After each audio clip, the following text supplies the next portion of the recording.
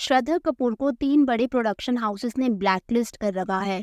Dharma Productions, YRF and Excel Studios, जिसकी वजह से श्रद्धा को आलिया, जानवी, अनन्या जैसे प्रोजेक्ट्स तो नहीं मिलते, लेकिन ऑडियंस के बीच वो डेफिनेटली आज भी काफी पॉपुलर है, which is why she has a 90 million following on Instagram. पर ऐसा क्यों है कि Bollywood industry hates Shraddha but common masses love her? Hi everyone, welcome to today's video. आज की इस वीडियो में हम बात करेंगे बॉलीवुड इंडस्ट्री की ऐसी साइड के बारे में आप शायद ज्यादा वाकिफ ना हो, और कैसे बॉलीवुड पॉलिटिक्स प्ले करती है एक बहुत बड़ा रोल श्रद्धा कपूर के एक्टिंग करियर में। श्रद्धा कपूर अभी 37 ईयर्स की है and she was born to Shakti Kapoor and Shivangi Kolhapure.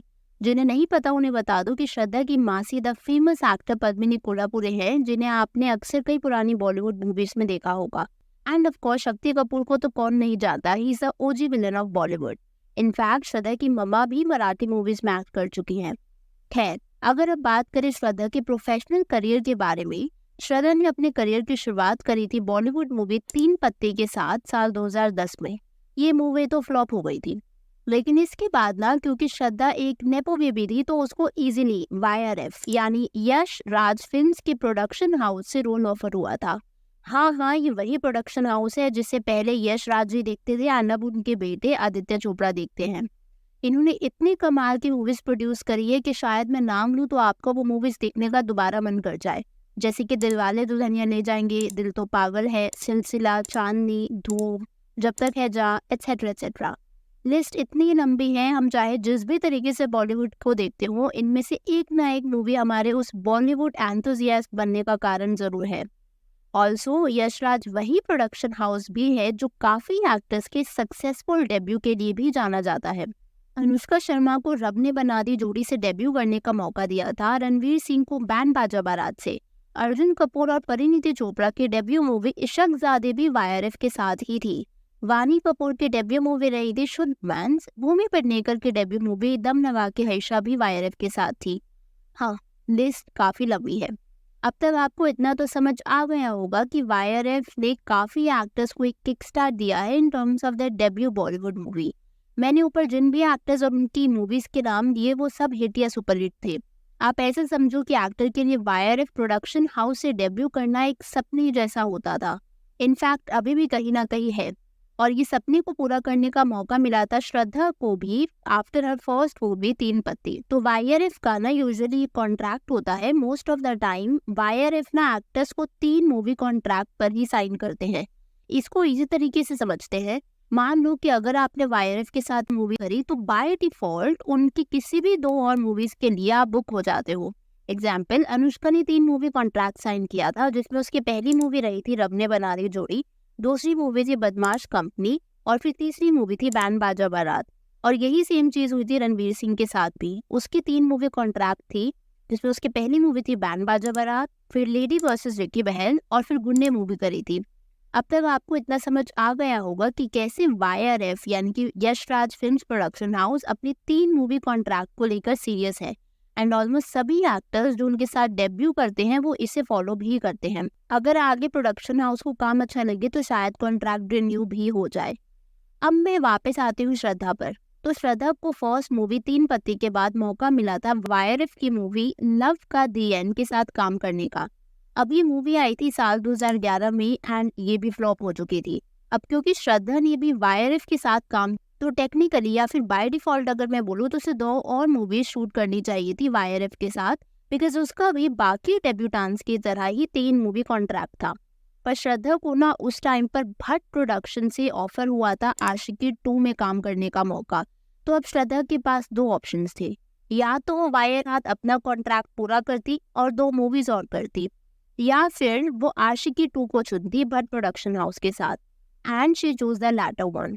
And यही था श्रद्धा के करियर का टर्निंग पॉइंट। उसने बॉलीवुड के सबसे बड़े प्रोडक्शन हाउस से पंगा ले लिया था उनकी 3 मूवी कॉन्ट्रैक्ट को तोड़कर। इसके बाद ना वाईआरएफ ने श्रद्धा के साथ दोबारा कोई मूवी नहीं करी। आप चाहे तो उसकी फिल्मोग्राफी उठाकर देख लो। आप ऐसे समझो कि एक तरीके से श्रद्धा को वाईआरएफ से ब्लैकलिस्ट कर दिया गया था। श्रद्धा ने एक फिल्म कंपेनियन के साथ एक इंटरव्यू में बताया था कि कैसे शी फेल्ट सो राइट कि उसके दिल ने जैसे कहा हो टू डू आशिकी 2, उसने ये भी बोला था कि उसकी गट फीलिंग थी कि आशिकी 2 जैसी मूवीज उसे रिजेक्ट नहीं करनी चाहिए and it will work. And Shraddha का ये डिसीजन उसके लिए एक बोन और बेन एक साथ साबित हुआ। बोन इसलिए क्योंकि पहली बात तो आशिकी 2 वाज अ हिट एंड आज तक लोग श्रद्धा को उसके आइकॉनिक कैरेक्टर आरोही के लिए याद करते हैं। एंड बेन इसलिए क्योंकि अब वो सबसे बड़े प्रोडक्शन हाउस वाईआरएफ से ब्लैकलिस्ट हो चुकी थी। आशिकी 2 तो हो गई, उसके बाद क्या? देखो, इंडस्ट्री में ना एक बार जो इम्प्रेशन बन जाए उसे तोड़ना काफी मुश्किल हो जाता है। अब कहीं ना कहीं श्रद्धा के ऊपर ये इल्जाम लग चुका था कि वो अनप्रोफेशनल है। बेसिकली उस पर अनप्रोफेशनल का टैग लग गया था एज उसने वाईआरएफ के साथ कॉन्ट्रैक्ट तोड़ दिया था। जो 3 मूवीज का कॉन्ट्रैक्ट था वो एक मूवी करके हट गई थी। ऑल्दो मार्केटिंग पर्सपेक्टिव से देखा जाए तो आशिकी 2 डिड वंडर्स फॉर श्रद्धा, और श्रद्धा को आशिकी 2 से वो पहचान मिली जो शायद वाईआरएफ की 3 मूवीज से भी ना मिल पाती। तो श्रद्धा का डिसीजन तो सही था, लेकिन बॉलीवुड में ना जितना बॉक्स ऑफिस पुल मैटर करता है उतना ही आपका कितने अच्छे रिलेशंस हैं वो भी मैटर करता है। क्योंकि एक मूवी हिट होने का मतलब ये नहीं कि आपको और मूवीज मिलेंगी। आप कैसे रिलेशंस रखते हो वो कहीं ना कहीं मैटर्स अ लॉट। श्रद्धा को ना कोई बड़ी बॉलीवुड पार्टीज में इनवाइट नहीं करता था, अगेन क्योंकि उस पर कहीं ना कहीं अनप्रोफेशनल का टैग लग चुका था और उसने सबसे बड़े प्रोडक्शन हाउस से पंगा ले लिया था। इसकी वजह से जो प्रोजेक्ट उसके कंटेम्प्रेरी जैसे कि आलिया भट्ट को मिल रहे थे वो उस तक पहुंच भी नहीं पा रहे थे। आपको ये सुनकर सरप्राइजिंग लगेगा कि आशिकी 2 के बाद ना करण जौहर के प्रोडक्शन हाउस धर्मा से श्रद्धा को एक्टिंग ऑफर आया था फॉर द मूवी गोरी तेरे प्यार में। इसमें उसका कोई बहुत बड़ा रोल तो नहीं था, एक कैमियो अपीयरेंस ही था। उसके बाद उसको मौका मिला था to dance in a song called as Basanti in the movie only. But Dharma ने ना श्रद्धा को कोई मेजर रोल नहीं दिया था क्योंकि यू ऑल्सो नो कि Karan is obsessed with Alia Bhatt. उस टाइम पर आलिया श्रद्धा की कॉम्पिटिटर थी and Karan of course choose Alia over Shraddha. इससे श्रद्धा को उतने प्रोजेक्ट्स कभी नहीं मिले जितने आलिया को मिले। इस दौरान ना श्रद्धा ने कुछ मूवीज की जैसे कि एक विलन जिसके लिए उसे ऑडियंस का प्यार मिला। बट जैसे ही श्रद्धा ने अपनी बबली क्यूट पर्सनालिटी से कुछ अलग करने की कोशिश की हैदर जैसी मूवी में, वो क्रिटिक्स को तो पसंद आई लेकिन बॉक्स ऑफिस पर नहीं चल पाई। इसके बाद श्रद्धा ने 2015 में मूवी करी थी ABCD 2 एंड 2016 में बागी एंड रॉक ऑन 2। अब आया कहानी में एक और ट्विस्ट। रॉक ऑन 2 के सेट पर ना ऐसे रूमर्स आने लगे थे कि श्रद्धा और फरहान ने डेट करना स्टार्ट कर दिया था। कई बड़े मीडिया पोर्टल्स ने इस पर आर्टिकल्स भी लिखे थे। बट अपेरेंटली ना श्रद्धा के डैड शक्ति कपूर श्रद्धा और फरहान की रिलेशनशिप के साथ खुश नहीं थे, जिसकी वजह से श्रद्धा और फरहान का ब्रेकअप हो गया था। अब यहाँ पर श्रद्धा हो गई थी एक और प्रोडक्शन हाउस से ब्लैकलिस्ट, और वो है एक्सेल एंटरटेनमेंट। आप सोच रहे होगी कि कैसे? तो देखो, फरहान अख्तर एक एक्टर के साथ राइटर, डायरेक्टर और प्रोड्यूसर भी है। फरहान अपनी बहन जोया के साथ मिलकर हेड करते हैं production house tiger baby films, और फरहान का एक खुद का प्रोडक्शन हाउस भी है एक्सेल एंटरटेनमेंट के नाम से। ये वही प्रोडक्शन हाउसेस हैं जिन्होंने रॉक ऑन 2, जिंदगी ना मिलेगी दोबारा, दिल धड़कने दो, गली बॉय, रईस, डॉन 2 जैसी मूवीज प्रोड्यूस कर रखी हैं।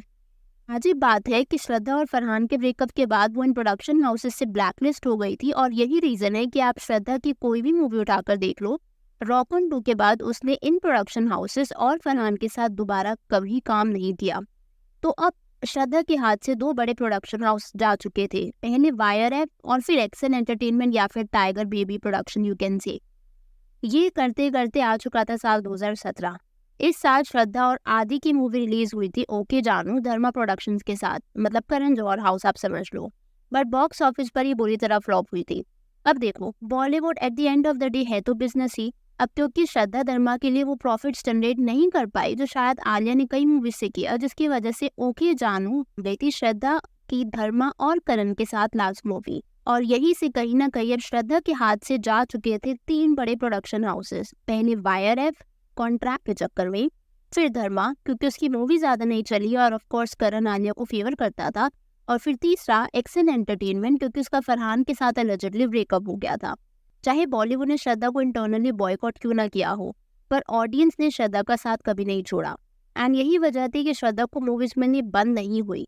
एंड इसके बाद श्रद्धा ने कई मूवीज की जैसे कि हाफ गर्लफ्रेंड, हसीना पारकर, स्त्री, छिछोरे, छोटी तो मकार वगैरह वगैरह। आज के टाइम पर Shraddha is one of the most followed Instagram celebrities having a whopping 90 million followers. And of course masses के बीच तो वो पॉपुलर है ही because of her next to girl image. And इस चीज में ना इक्वल क्रेडिट जाता है श्रद्धा की PR टीम को भी। अगर आपने स्त्री मूवी देखी हो तो उसमें श्रद्धा के रोल को ऐसे ग्लोरीफाई किया गया है एज इट वो श्रद्धा की ही मूवी है। ऑल्दो उसमें राजकुमार राव का श्रद्धा से कहीं ना कहीं ज्यादा रोल था।